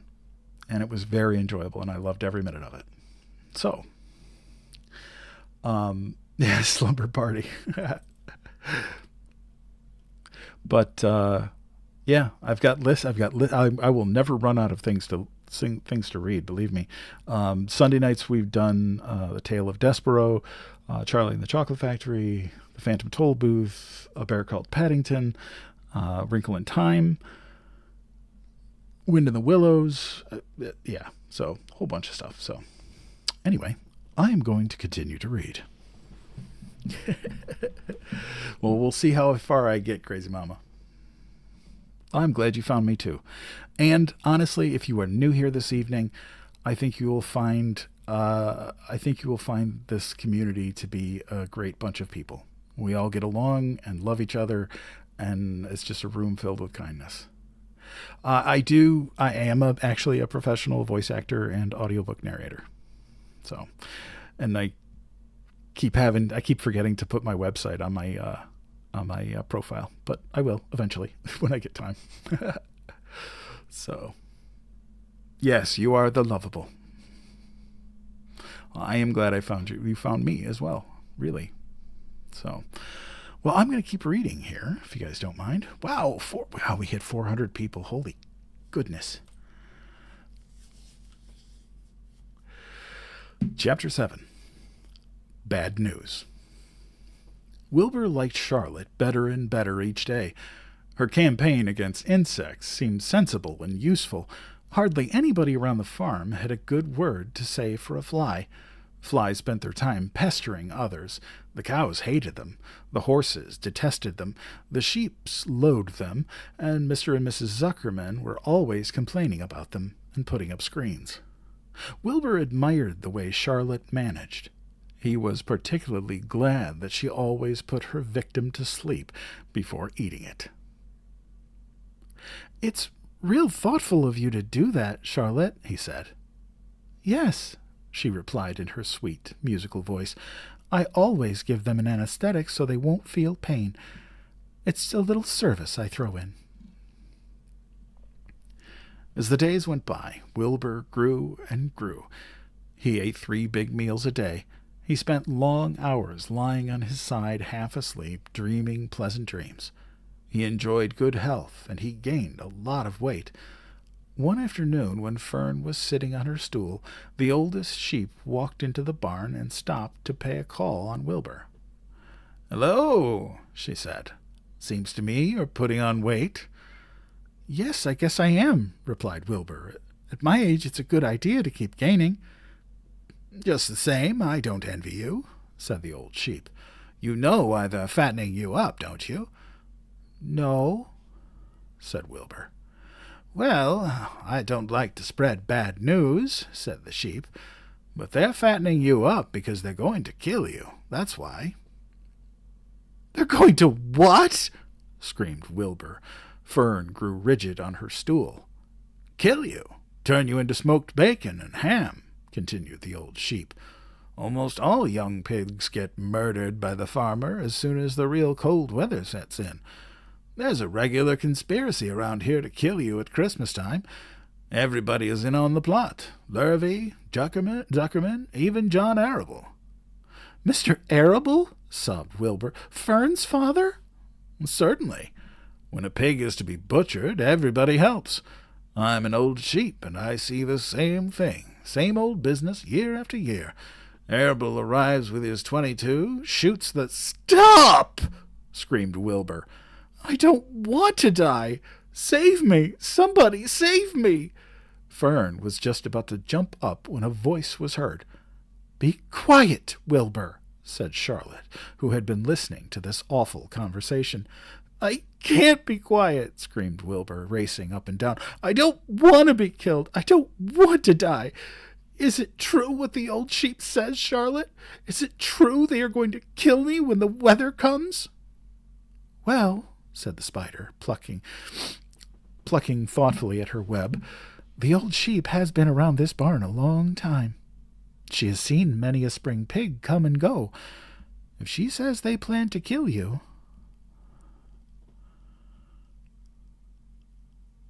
What? Oh my goodness, really? Live visibility restricted for 10 minutes. Your live is not eligible for recommendation and restricted in search results for the next 10 minutes because your live does not comply with the For You feed eligibility standards under our community guidelines. Reason? Mental health. You're kidding me. Well...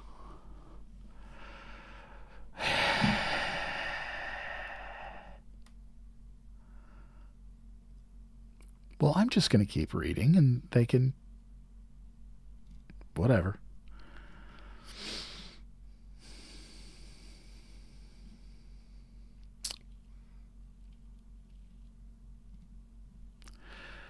It's also the dirtiest trick I've heard of. What people don't think of. Wilbur burst into tears. I don't want to die, he moaned. I want to stay alive, right here in my comfortable manure pile with all my friends. I want to breathe the beautiful air and lie in the beautiful sun. You're certainly making a beautiful noise, snapped the old sheep. I don't want to die, screamed Wilbur, throwing himself to the ground. You shall not die, said Charlotte briskly. What? Really? Cried Wilbur. Who's going to save me? I am. How? Asked Wilbur. That remains to be seen, but I am going to save you, and I want you to be quiet. I want you to quiet down immediately. You're carrying on in a childish way. Stop your crying. I can't stand hysterics.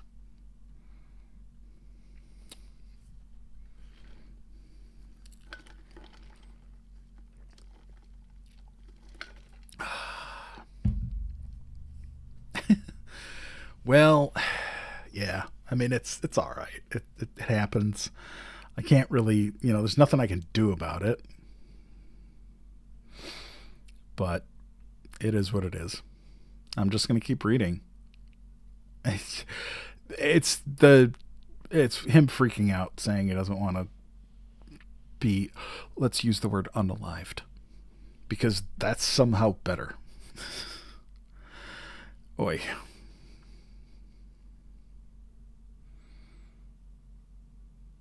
Yeah, it's crazy. But, hey.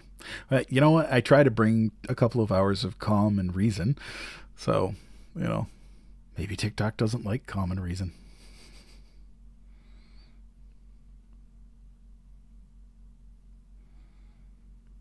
Oh, I am live on the tubes. I'm live over there too.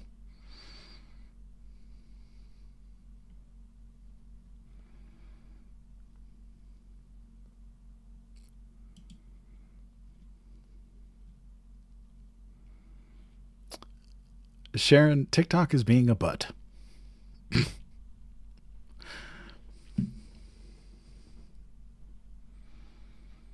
Well, I am glad you guys that found me.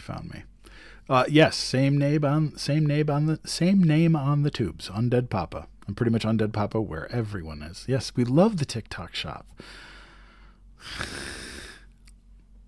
Well, for those of you for 347 of you that are still here, I'm going to continue to read because why should I stop?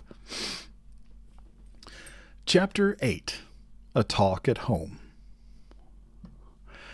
On Sunday morning, Mr. and Mrs. Arable and Fern were sitting at breakfast in the kitchen.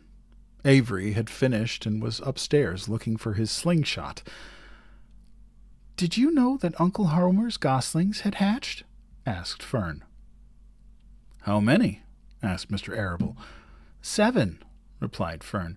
"There were 8 eggs, but 1 egg didn't hatch, and the goose told Templeton she didn't want it any more, so he took it away." "The goose did what?" asked Mrs. Arable, gazing at her daughter with a queer, worried look. "Told Templeton she didn't want the egg any more," repeated Fern. "Who is Templeton?" asked Mrs. Arable. "He's the rat," replied Fern. "None of us like him very much." "Who's us?" asked Mr. Arable. "Oh, everybody in the barn cellar. Wilbur and the sheep and the lambs and the goose and the gander and the goslings and Charlotte and me." "Charlotte?" said Mrs. Arable. "Who's Charlotte?" "She's Wilbur's best friend. She's terribly clever." "And what does she look like?" asked Mrs. Arable. "Well, said Fern thoughtfully, "she has 8 legs. All spiders do, I guess." "Charlotte's a spider?" asked Fern's mother. Fern nodded. "A big gray one. She has a web across the top of Wilbur's doorway. She catches flies and sucks their blood. Wilbur adores her." "Does he really?" said Mrs. Arable rather vaguely. She was staring at Fern with a worried expression on her face. "Oh, yes, Wilbur adores Charlotte," said Fern. "Do you know what Charlotte said when the goslings hatched?" "I haven't the faintest idea," said Mr. Arable. "Tell us."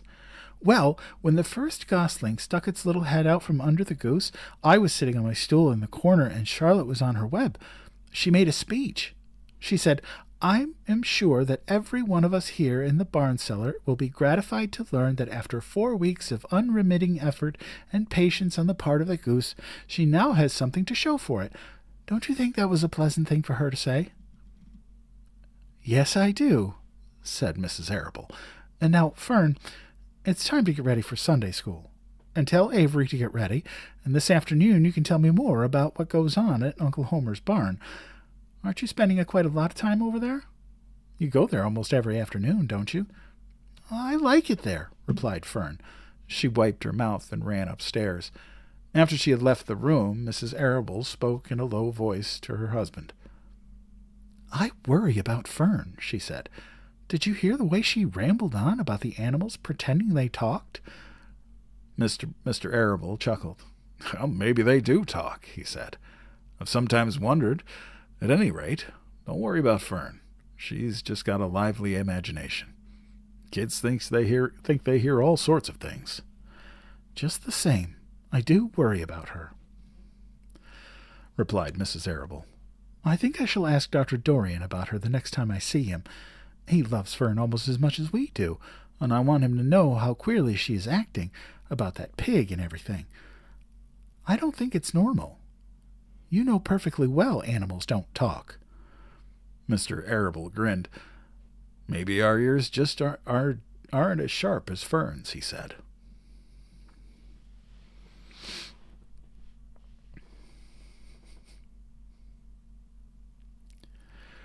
A Spider's Web, Chapter 9, Wilbur's Boast. Yeah, got a little ahead of myself there. A spider's web is stronger than it looks. Although it is made of thin, delicate strands, the web is not easily broken. However, a web gets torn every day by the insects that kick around in it, and the spider must rebuild it when it gets full of holes. Charlotte looked to do her weaving during the late afternoon, and Fern liked to sit nearby and watch. One afternoon she heard a most interesting conversation and witnessed a strange event. "You have awfully hairy legs, Charlotte," said Wilbur, as the spider busily worked at her task. "My legs are hairy for a good reason," replied Charlotte. "Furthermore, each leg of mine has 7 sections. The coxa, the trochanter, the femur, the patella, the tibia, the metatarsus, and the tarsus." Wilbur sat bolt upright. "You're kidding," he said. "No, I'm not either."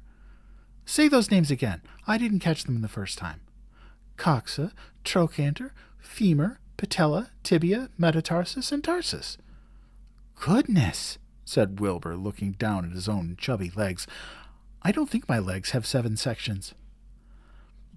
"Well," said Charlotte, "you and I lead different lives. You don't have to spin a web. That takes real leg work."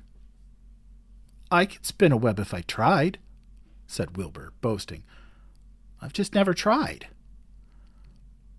"Let's see you do it," said Charlotte. Fern chuckled softly, and her eyes grew wide with love for the pig. "Okay," replied Wilbur. "You coach me, and I'll spin one. It must be a lot of fun to spin a web. How do I start?" "Take a deep breath," said Charlotte, smiling. Wilbur breathed deeply. "Now, climb to the highest place you can get to, like this." Charlotte raced up to the top of the doorway. Wilbur scrambled to the top of the manure pile. "Very good," said Charlotte. "Now, make an attachment with your spinnerets, hurl yourself into space, and let out a drag line as you go down." Wilbur hesitated a moment, then jumped out into the air. He glanced hastily behind to see if a piece of rope was following him to check his fall, but nothing seemed to be happening in his rear, and the next thing he knew, he landed with a thump. "Oomph!" he grunted. Charlotte laughed so hard her web began to sway. "What did I do wrong?" asked the pig when he recovered from his bump. "Nothing," said Charlotte. "It was a nice try." "I think I'll try again," said Wilbur cheerfully. "I believe what I need is a little piece of string to hold me." The pig walked out to his yard. "You there, Templeton?" he called. The rat poked his head out from under the trough. "Got a piece of string I could borrow?" asked Wilbur. "I need it to spin a web." "Yes, indeed," replied Templeton, who saved string. "No trouble at all. Anything to oblige." He crept down into his hole, pushed the goose egg out of the way, and returned with an old piece of dirty white string. Wilbur examined it. "That's just the thing," he said. "Tie one end to my tail, will you, Templeton?" Wilbur crouched low with his thin, curly tail toward the rat.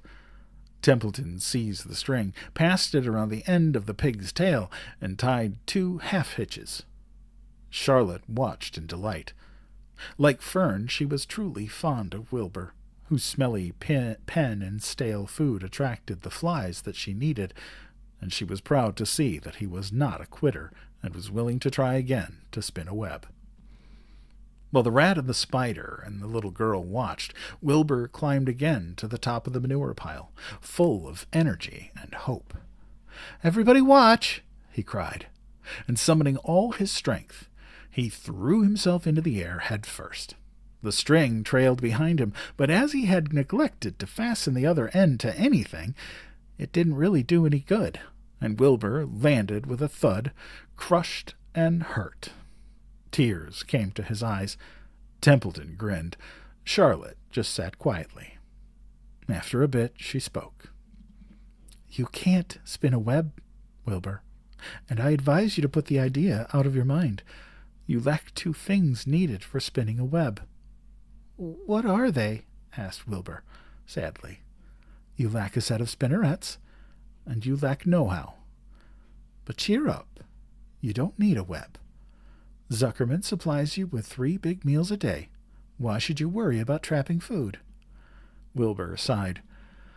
"You are ever so much cleverer and brighter than I am, Charlotte. I guess I was just trying to show off. Serves me right." Templeton untied his string and took it back to his home. Charlotte returned to her weaving. "You needn't feel too badly, Wilbur," she said. "Not many creatures can spin webs. Even men aren't as good at it as spiders, although they think they're pretty good. They'll try anything. Did you ever hear of the Queensboro Bridge?" Wilbur shook his head. "Is it a web?"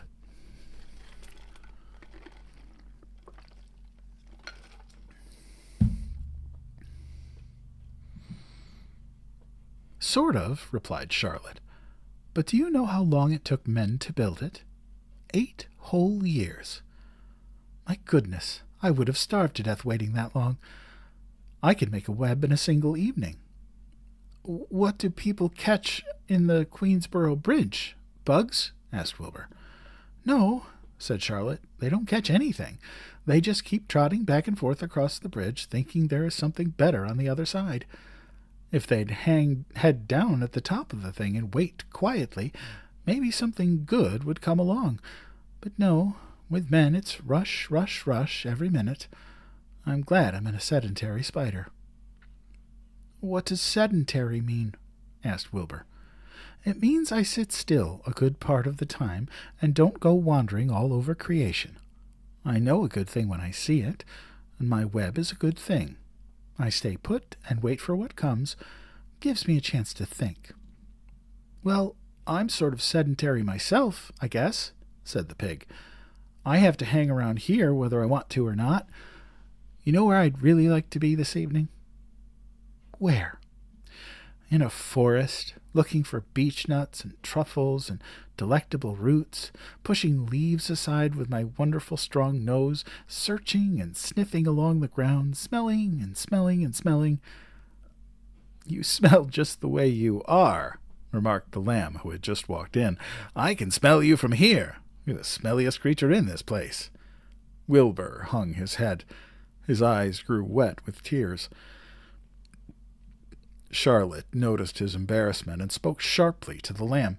"Let Wilbur alone," she said.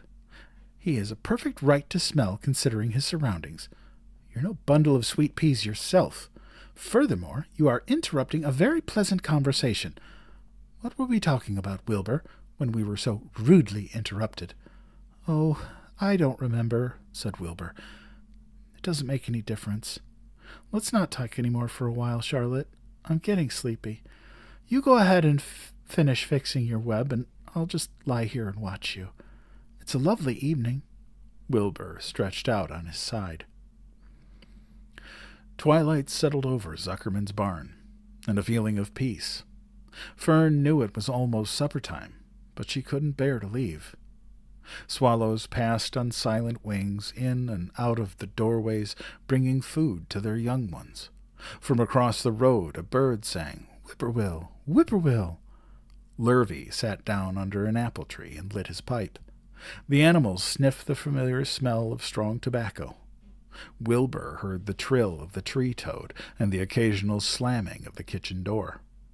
All these sounds made him feel comfortable and happy, for he loved life and loved to be a part of the world on a summer evening. But as he lay there, he remembered what the old sheep had told him. The thought of death came to him, and he began to tremble with fear. "Charlotte," he said softly. "Yes, Wilbur?" "I don't want to die." "Of course you don't," said Charlotte in a comforting voice. "I just love it here in the barn," said Wilbur. "I love everything about this place." "Of course you do," said Charlotte. "We all do." The goose appeared, followed by her 7 goslings. They thrust their little necks out and kept up a musical whistling, like a tiny troop of pipers.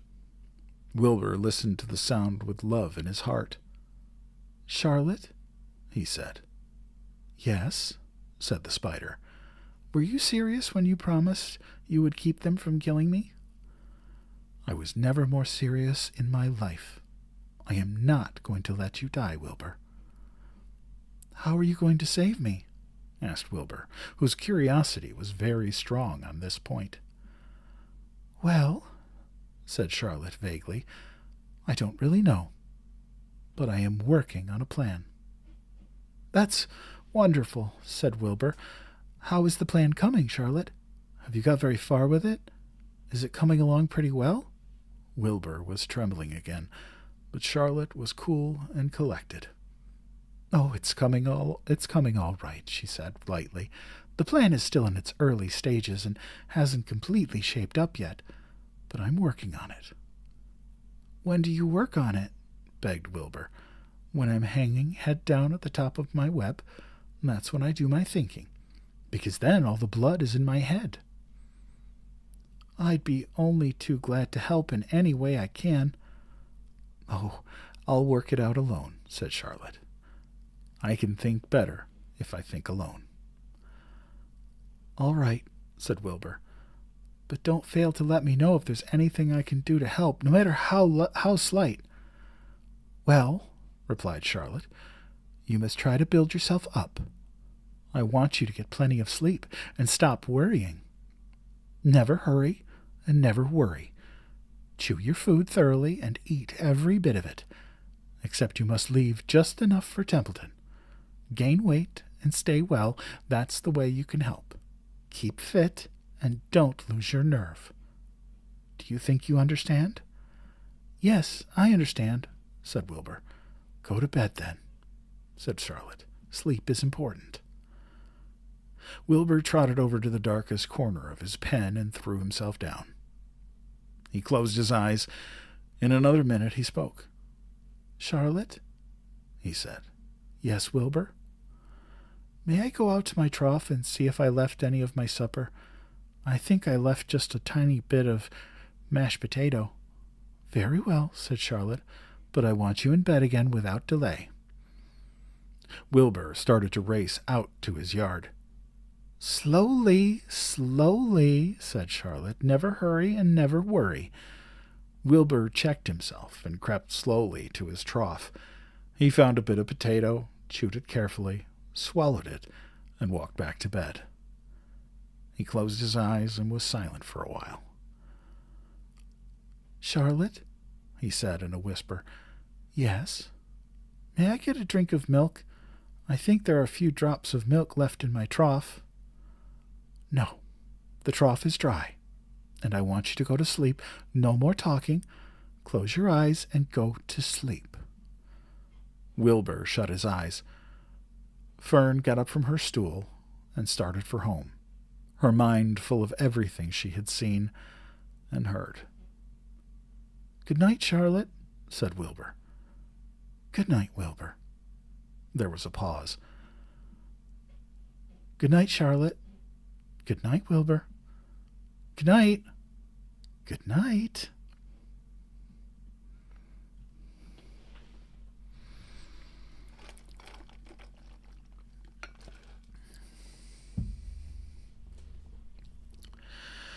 Chapter 10. An Explosion. Oh, good. We are right on time. Day after day, the spider waited, head down, for an idea to come to her. Hour by hour, she sat motionless, deep in thought. Having promised Wilbur that she would save his life, she was determined to keep her promise. Charlotte was naturally patient. She knew from experience that if she waited long enough, a fly would come to her web, and she felt sure that if she thought long enough about Wilbur's problem, an idea would come to her mind. Finally, one morning toward the middle of July, the idea came. "Why, how perfectly simple," she said to herself. "The way to save Wilbur's life is to play a trick on Zuckerman. If I can fool a bug," thought Charlotte, "I can surely fool a man. People are not as smart as bugs." Wilbur walked into his yard just at that moment. "What are you thinking about, Charlotte?" he asked. "I was just thinking," said the spider, "that people are very gullible." "What does gullible mean?" "Easy to fool," said Charlotte. "That's a mercy," replied Wilbur, and he lay down in the shade of his fence and went fast asleep. The spider, however, stayed wide awake, gazing affectionately at him and making plans for his future. Summer was half gone. She knew she didn't have much time. That morning, just as Wilbur fell asleep, Avery Arable wandered into the Zuckermans' front yard, followed by Fern. Avery carried a live frog in his hand. Fern had a crown of daisies in her hair. The children ran for the kitchen. Just in time for a piece of blueberry pie, said Mrs. Zuckerman. Look at my frog, said Avery, placing the frog on the drain board and holding out his hand for pie. Take that thing out of here, said Mrs. Zuckerman. He's hot, said Fern. He's almost dead, that frog. He is not, said Avery. He lets me scratch him between the eyes. The frog jumped and landed in Mrs. Zuckerman's dishpan full of soapy water. You're going to get your pie on you, said Fern. Can I look for eggs in the hen house, Aunt Edith? Run outdoors, both of you, and don't bother the hens. It's getting all over everything, shouted Fern. His pie is all over his front. Come on, frog, cried Avery. He scooped up his frog. The frog kicked, splashing soapy water onto the blueberry pie. Another crisis, groaned Fern. Let's swing on the swing, said Avery. The children ran to the barn. Mr. Zuckerman had the best swing in the county. It was a single long piece of heavy rope tied to the beam over the north doorway. At the bottom of the rope was a flat knot to sit on. It was arranged so that you could swing without being pushed. You climbed a ladder to the hayloft, then, holding the rope, you stood at the edge and looked down, and were scared and dizzy. Then you straddled the knot so that it acted as a seat. Then you got up all your nerve, took a deep breath, and jumped. For a second you seemed to be falling to the barn floor far below, but then suddenly the rope would begin to catch you, and you would sail through the barn door going a mile a minute, with the wind whistling in your eyes and ears and hair. Then you would zoom upward into the sky and look up at the clouds, and the rope would twist, and you would twist and turn with the rope. Then you would drop down, down, down out of the sky, and come sailing back into the barn, almost into the hayloft, then sail out again, not quite as far this time, then in again, not quite so high, then out again, then in again, then out, then in, and then you'd jump off and fall down and let somebody else try it. Mothers for miles around worried about Zuckerman's swing. They feared some child would fall off, but no child ever did. Children almost always hang on to things tighter than their parents think they will. Avery put the frog in his pocket and climbed to the hayloft. Last time I swung on this swing, I almost crashed into a barn swallow, he yelled. Take that frog out, ordered Fern. Avery straddled the rope and jumped. He sailed out through the door, frog and all, and into the sky, frog and all, and he sailed back into the barn.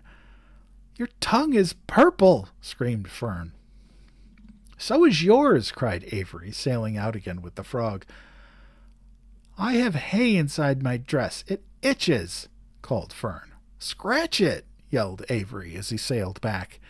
It's my turn, said Fern. Jump off. Fern's got the itch, sang Avery. When he jumped off, he threw the swing up to his sister.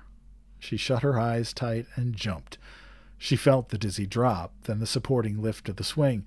When she opened her eyes, she was looking up into the blue sky and was about to fly back through the door. They took turns for an hour. When the children grew tired of swinging, they went toward the pasture and picked wild raspberries and ate them. Their tongues turned from purple to red. Fern bit into a raspberry that had a bad-tasting bug inside it and got discouraged. Avery found an empty candy box and put his frog in it. The frog seemed tired after his morning on the swing. The children walked slowly up toward the barn. They, too, were tired and hardly had the energy enough to walk. Let's build a tree house, suggested Avery. I want to live in a tree with my frog. I'm going to visit Wilbur, Fern announced. They climbed the fence into the lane and walked lazily toward the pig pen. Wilbur heard them coming and got up. Avery noticed the spider web, and coming closer, he saw Charlotte. "Hey, look at that big spider," he said. "It's tremendous." "Leave it alone," commanded Fern. "You've got a frog. Isn't that enough?" "That's a fine spider, and I'm going to capture it," said Avery. He took the cover off the candy box. Then he picked up a stick. "I'm going to knock that old spider into this box." Wilbur's heart almost stopped when he saw what was going on. This might be the end of Charlotte if the boy succeeded in catching her. "You stop it, Avery!" cried Fern. Avery put one leg over the fence of the pig pen. He was just about to raise his stick to hit Charlotte when he lost his balance.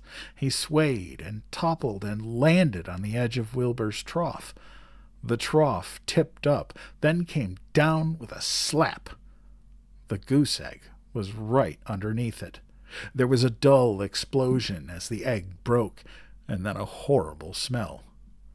Fern screamed. Avery jumped to his feet. The air was filled with terrible gases and smells from the rotten egg. Templeton, who had been resting in his home, scuttled away into the barn. "Good night!" screamed Avery. "Good night! What a stink! Let's get out of here!" Fern was crying. She held her nose and ran toward the house. Avery ran after her, holding his nose. Charlotte felt greatly relieved to see him go. It had been a narrow escape. Later on that morning, the animals came up from the pasture. The sheep, the lambs, the gander, the goose, and the 7 goslings. There were many complaints about the awful smell, and Wilbur had to tell the story over and over again of how the arable boy had tried to capture Charlotte, and how the smell of the broken egg drove him away just in time. "It was that rotten goose egg that saved Charlotte's life," said Wilbur. The goose was proud of her share in the adventure. "I am delighted that the egg never hatched," she gabbled. Templeton, of course, was miserable over the loss of his beloved egg, but he couldn't resist boasting. "It pays to save things," he said in his surly voice. "A rat never knows when something is going to come in handy. I never throw anything away." "Well," said one of the lambs, "this whole business is all well and good for Charlotte, but what about the rest of us? The smell is unbearable. Who wants to live in a barn that is perfumed with rotten egg?" "Don't worry, you'll get used to it," said Templeton. He sat up and pulled wisely at his long whiskers, then crept away to pay a visit to the dump. When Lurvy showed up at lunchtime carrying a pail of food for Wilbur, he stopped short of a few paces from the pig pen. He sniffed the air and made a face. "What in thunder?" he said, setting the pail down. He picked up the stick that Avery had dropped and pried the trough up. "Rats," he said. "Phew, I might have known a rat would make a nest under this trough. How I hate a rat." Lurvy dragged Wilbur's trough across the yard and kicked some dirt into the rat's nest, burying the broken egg and all Templeton's other possessions. Then he picked up the pail. Wilbur stood in the trough, drooling with hunger. Lurvy poured. The slops ran creamily down around the pig's eyes and ears. Wilbur grunted. He gulped and sucked and sucked and gulped, making swishing and swooshing noises, anxious to get everything at once. It was a delicious meal. Skim milk, wheat middlings, leftover pancakes, half a donut, the rind of a summer squash, 2 pieces of stale toast, a third of a ginger snap, a fish tail, 1 orange peel, several noodles from a noodle soup, the scum off a cup of cocoa, an ancient jelly roll, a strip of paper from the lining of the garbage pail, and a spoonful of raspberry jello. Wilbur ate heartily. He planned to leave half a noodle and a few drops of milk for Templeton. Then he remembered that the rat had been useful in saving Charlotte's life, and that Charlotte was trying to save his life. So he left a whole noodle instead of a half. Now that the broken egg was buried, the air cleared and the barn smelled good again. The afternoon passed, and evening came. Shadows lengthened. The cool and kindly breath of evening entered through the doors and windows. Astride her web, Charlotte sat moodily eating a horsefly and thinking about the future. After a while, she bestirred herself. She descended to the center of the web, and there she began to cut some of her lines. She worked slowly but steadily while the other creatures drowsed. None of the others, not even the goose, noticed that she was at work. Deep in his soft bed, Wilbur snoozed. Over in their favorite corner, the goslings whistled a night song. Charlotte tore quite a section out of her web, leaving an open space in the middle. Then she started weaving something to take the place of the threads she had removed. When Templeton got back from the dump around midnight, the spider was still at work.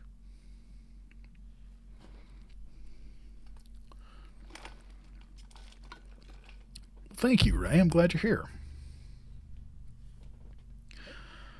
Rachel, I have read this book several times in my life, but I've never read it before live. Chapter 11. The Miracle. The next day was foggy.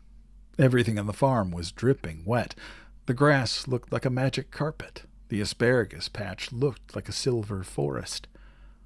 On foggy mornings, Charlotte's web was truly a thing of beauty. This morning, each strand was decorated with dozens of tiny beads of water. The web glistened in the light and made a pattern of loveliness and mystery, like a delicate veil. Even Lurvy noticed the web when he came to the pig's breakfast. He noted how clearly it showed up, and he noted how big and carefully built it was. Then he took another look, and he saw something that made him set his pail down. There, in the center of the web, neatly woven in block letters, was a message that said, "Some pig." Lurvy felt weak. He brushed his hand across his eyes and stared harder at Charlotte's web. "I'm seeing things," he whispered. He dropped to his knees and uttered a short prayer. Then, forgetting all about Wilbur's breakfast, he walked back to the house and called Mr. Zuckerman. "I think you better come down to the pig pen," he said. "What's the trouble?" asked Mr. Zuckerman. "Anything wrong with the pig?" "Not exactly," said Lurvy.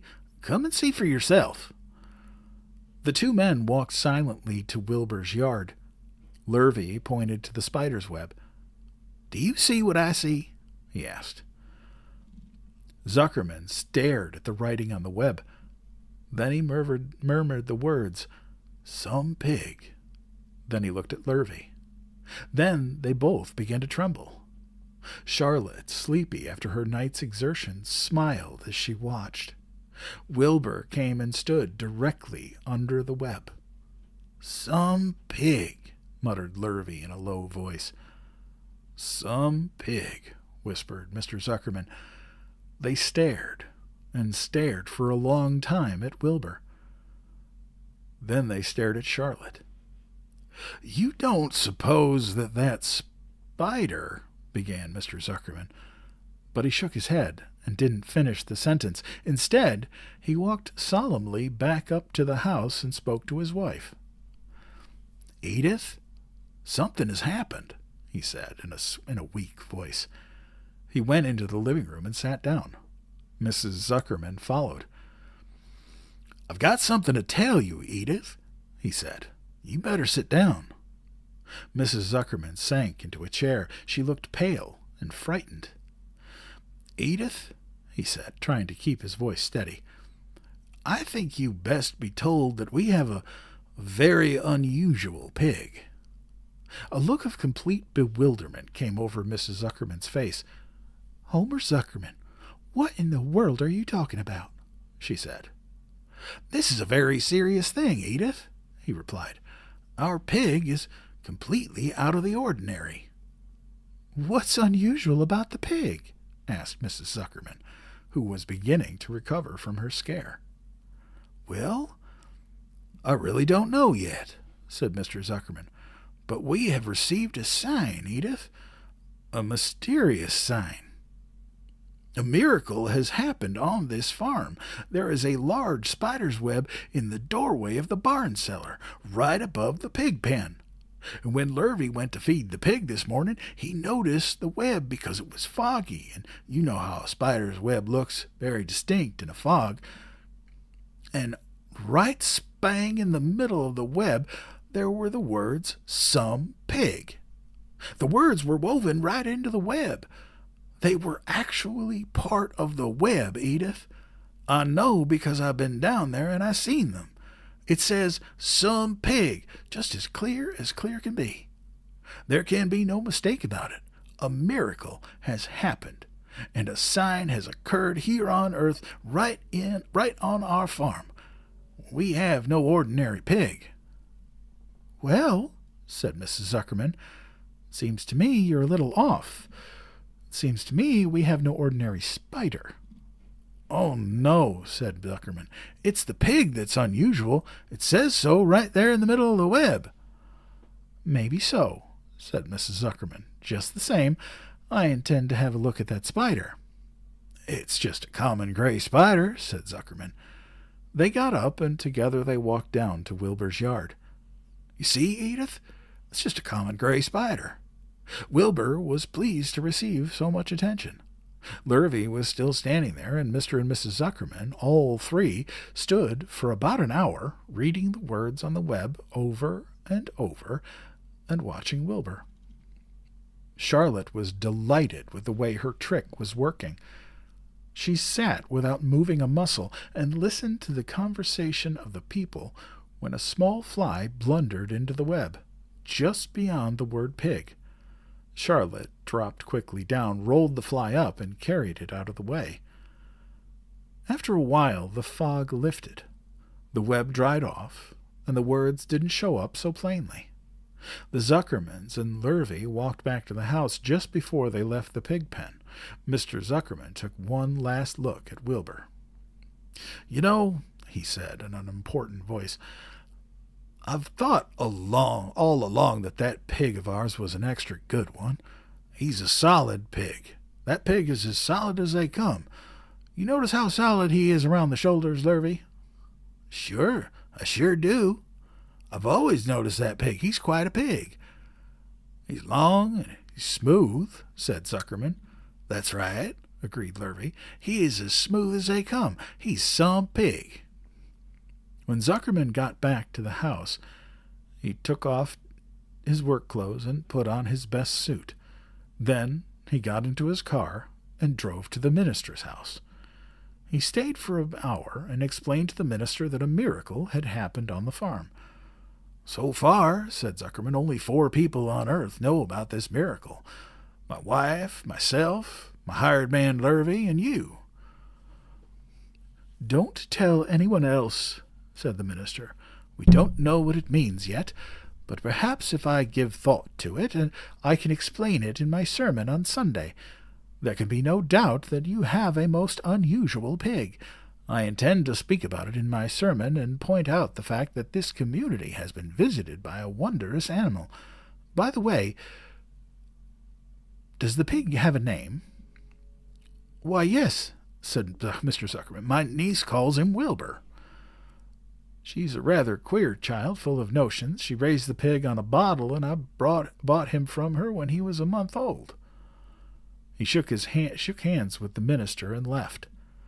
Secrets are hard to keep. Long before Sunday came, the news spread all over the county. Everybody knew that a sign had appeared in a spider's web on the Zuckerman place. Everybody knew that the Zuckermans had a wondrous pig. People came from miles around to look at Wilbur and read the words on Charlotte's web. The Zuckermans' driveway was full of cars and trucks from morning till night, Fords and Chevys and Buick Roadmasters and GMC pickups and Plymouths and Studebakers and Packards and DeSotos with gyromatic transmissions and Oldsmobiles with rocket engines and Jeep station wagons and Pontiacs. The news of the wonderful pig spread clear up into the hills, and farmers came to came rattling down in buggies and buckboards to stand hour after hour at Wilbur's pen admiring the miraculous animal. They all said they had never seen such a pig before in their lives. When Fern told her mother that Avery had tried to hit the Zuckerman spider with a stick, Mrs. Arable was so shocked that she sent Avery to bed without any supper as punishment. In the days that followed, Mr. Zuckerman was so busy entertaining visitors that he neglected his farm work. He wore his good clothes all the time now, got right into them when he got up in the morning. Mrs. Zuckerman prepared special meals for Wilbur. Lurvy shaved and got a haircut, and his principal farm duty was to feed the pig while people looked on. Mr. Zuckerman ordered Lurvy to increase Wilbur's feedings from 3 meals a day to 4 meals a day. The Zuckermans were so busy with visitors, they forgot about other things on the farm. The blackberries got ripe, and Mrs. Zuckerman failed to put up any blackberry jam. The corn needed hoeing, and Lurvy didn't find time to hoe it. On Sunday, the church was full. The minister explained the miracle. He said that the words on the spider's web prove that human beings must always be on the watch for the coming of wonders. All in all, the Zuckerman's pig pen was the center of attraction. Fern was happy, for she felt that Charlotte's trick was working, and that Wilbur's life would be saved. But she found that the barn was not nearly as pleasant. Too many people. She liked it better when she could be all alone with her friends, the animals. Well, that is where we're going to stop for tonight. This has been a wonderful night. And you guys have helped make it that way. And I really appreciate it. Next Sunday, we will finish. We are actually 50% through the book. So next Sunday, we will very likely finish. And it's, it's a wonderful book. I absolutely love it. And if I finish this book next time, it's going to be... it's gonna be tough because it always gets me. It always gets me. So I will be back on Wednesday, and I haven't decided what I'm gonna read that night, but it will be very cool. Well, thank you, Sunshine. I appreciate you. Thank you guys so much. It has been a great night. I'm so glad that so many people are here and enjoying the story. That means a lot to me. So, that is where we'll leave the story for tonight. Above Wilbur, hanging quietly in the morning night, 2 simple words woven into a spider's web. Some pig. Thank you all for spending a little time with me here this evening. It means the world to me. And again, happy Mother's Day to all of the mothers here. I appreciate all of you. So join me on Wednesday and Friday for more weird tales and astounding stories, and then again next Sunday as we continue Charlotte's Web. And if you enjoy these stories and would like to help support what I do here, please consider subscribing. It helps keep the campfire lit. And until then, as I always say, please be kind to each other. And be kind to yourself, because kindness matters. And so do you. Good night, everybody.